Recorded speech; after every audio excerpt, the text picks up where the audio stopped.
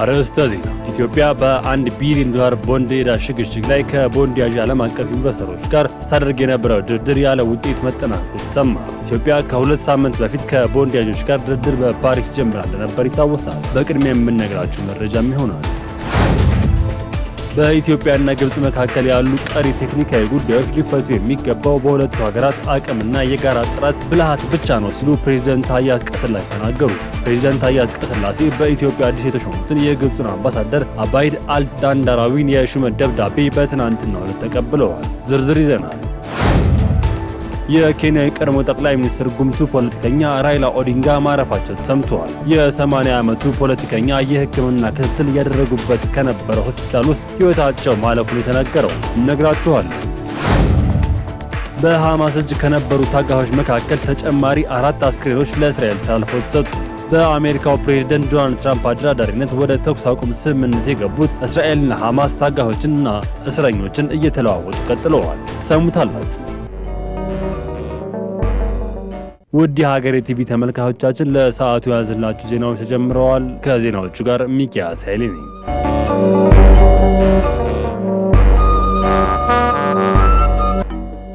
ኢትዮጵያ የቦንድ ዕዳዋን ለማሸጋሸግ የጀመረችው ድርድር ያለ ውጤት ተጠናቀቀ።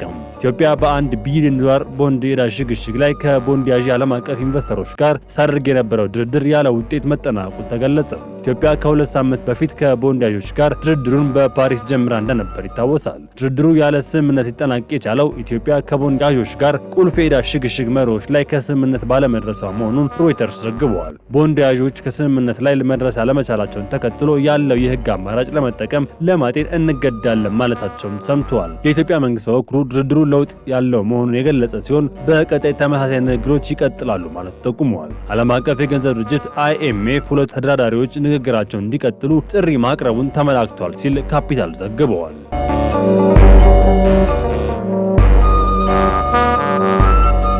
ቴክኒካዊ ጉዳዮች የሚፈቱት በሁለቱ ሀገራት ብልሃት ብቻ ነው ሲሉ ፕሬዝዳንት ታዬ አጽቀሥላሴ ተናገሩ። ፕሬዝዳንት ታዬ አጽቀሥላሴ በኢትዮጵያ አዲስ የተሾሙትን የግብጽን አምባሳደር አባይድ አልዳንዳራዊን የሹመት ደብዳቤ ትላንት ማክሰኞ ተቀብለዋል። ፕሬዝዳንቱ ከአዲስ ተሿሚው አምባሳደር ጋር ባደረጉት ውይይት ላይ በሁለቱ ሀገራት መካከል ለረጅም ጊዜ የቆየውን ዘርፈ ብዙ ግንኙነት ማንሳታቸውም ተነግረዋል። ኢዜአ ከፕሬዝዳንት ጽሕፈት ቤት አገኘሁት ባለው መረጃ እንደሚያመላክተው ከህዳሴው ግድብ ጋር በተገናኘ በሁለቱ ሀገራት መካከል ቀሪ ቴክኒካዊ ጉዳዮች ቢኖሩም መፍትሄው የሚገኘው በሀገራቱ አቅም የጋራ ጥረትና ብልሃት ብቻ መሆኑን አስረድተዋል። ሀገራቱ በግብርና፣ በኢንዱስትሪ፣ በማኒፋክቸሪንግ እና በሌሎች በርካታ ዘርፎች ላይ ያላቸውን ግንኙነት ማስቀጠል እንዳለባቸው አጽንኦት ሰጥተው መወያየታቸውን ኢዜአ ዘግበዋል። በሌላ ዜና የቀድሞ የመንግስት ኮሚኒኬሽን አገልግሎት ሚኒስትር ዶክተር ለገሰ ቱሉ በጅቡቲ የኢትዮጵያ አምባሳደር ሆነው ተሹመዋል።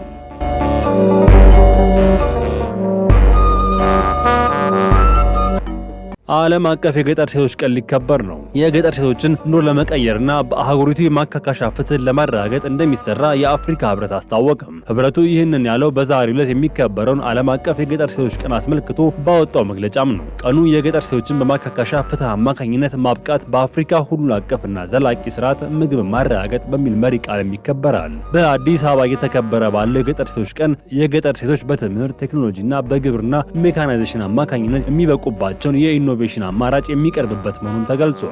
የቀኑን አከባበር ተከትሎ የጋራ አቋም መግለጫ ይወጣል ተብሎ የሚጠበቅ ሲሆን አፍሪካ ስርዓተ ጾታን ባማከለ የግብርና ትራንስፎርሜሽን ስራ የገጠር ሴቶችን በማብቃት እንዲሁም ማካካሻ ፍትህ፣ እኩልነት የተረጋገጠበትና የማይበገር ስርዓት ምገባ ለመገንባት ያላትን የጋራ ቁርጠኝነት የሚያመላክት እንደሆነም ተገልጿል። የዓለም የገጠር ሴቶች ቀን በአፍሪካ ህብረት የስርዓተ ጾታ እኩልነት ለማረጋገጥና በማካካሻ ፍትህ አማካኝነት በገጠሪቱ የአፍሪካ አካባቢዎች የሚገኙ ሴቶችን ለማብቃት ያለመ ቁርጠኝነት እንደሚያሳይም ተገልጿል።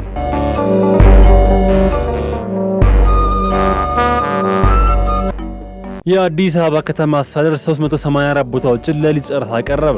የአዲስ አበባ ከተማ አስተዳደር በ8 ክፍለ ከተሞች የሚገኙ 384 ቦታዎች ለሊዝ ጨረታ አቅርበዋል። ለ7ኛ ጊዜ የሚከናወነው የአሁኑ የሊዝ ጨረታ የተካተቱ መሬቶች በቦሌ፣ ለሚኩራ፣ የካ፣ ንፋስ ስልክ ላፍቶ፣ አቃቂ ቃሊቲ፣ ኮልፌ ቀራኒዮ፣ አዲስ ከተማና ጉለሌ ክፍለ ከተሞች የሚገኙ ናቸው። በአሁኑ ዙር መጫረት የሚፈልጉ ግለሰቦች የጨረታ ሰነዱን እስከ ጥቅምት 14 ቀን 2018 ዓ.ም ድረስ መግዛት እንደሚችሉ የአዲስ አበባ ከተማ መሬት ልማት አስተዳደር ቢሮ አስታውቋል። ለተለያዩ አገልግሎቶች የተዘጋጁ ናቸው የተባሉ እነዚህ ቦታዎች ባለፈው ዙር በቀረቡት በ252 ያህል ብልጫ አላቸውም ተብሏል። ባለፈው ነሐሴ ወር በተከናወነው ስድስተኛው ዙር የሊዝ ጨረታ ከፍተኛ ዋጋ ተሰጥቶት የነበረው በአቃቂ ቃሊቲ ክፍለ ከተማ እንደነበርም ተዘግቧል።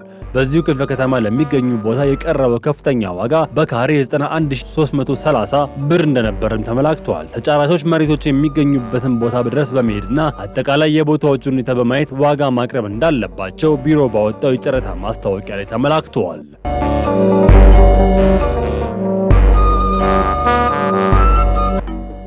የኬንያው ጉምቱ ፖለቲከኛ ራይላ ኦዲንጋ ሕይወት አለፈ።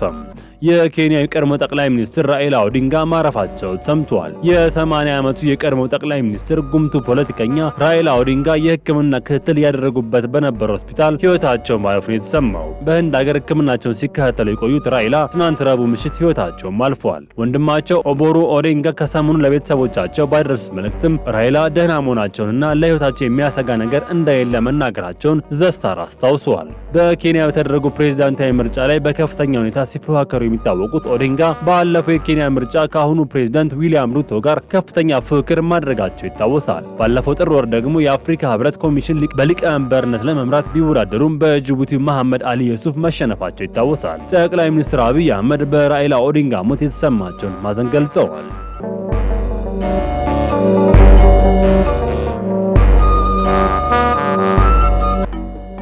ሐማስ 4 ታጋቾችን አስክሬን ለእስራኤል አስረከበ። በሐማስ እጅ የነበሩ በህይወት የሌሉ ታጋቾች መካከል ተጨማሪ 4 አስክሬኖችን ለእስራኤል ተላልፎ ተሰጡ።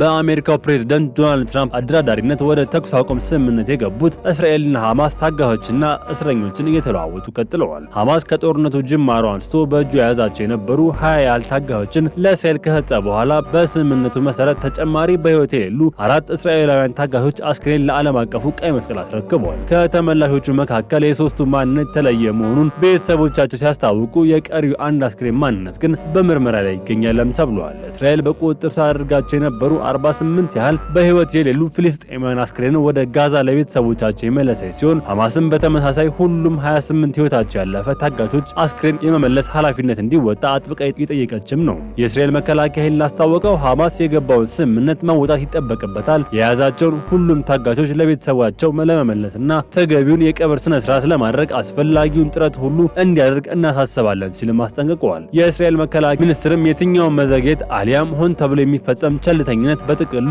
ስምምነቱን መጣስ ተደርጎ የሚቆጠር መሆኑን እስራኤልም አስፈላጊውን ምላሽ እንደምትሰጥ ማስታወቃቸውን ቢቢሲ ዘግበዋል።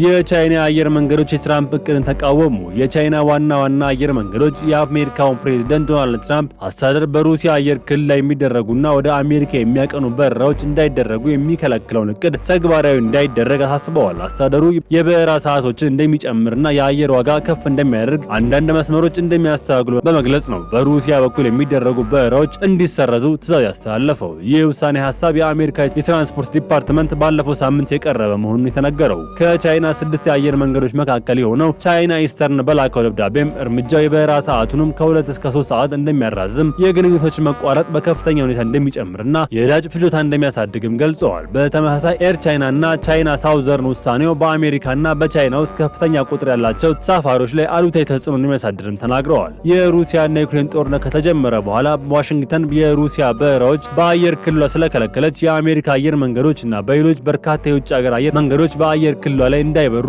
ሩሲያ ከልክላለች። ይሁን እንጂ የቻይና አየር መንገዶች አልተከለከሉም። ይህን ጠቅመው የገበያ ድርሻቸውን ለመጨመር ሲወዳደሩም ቆይተዋል።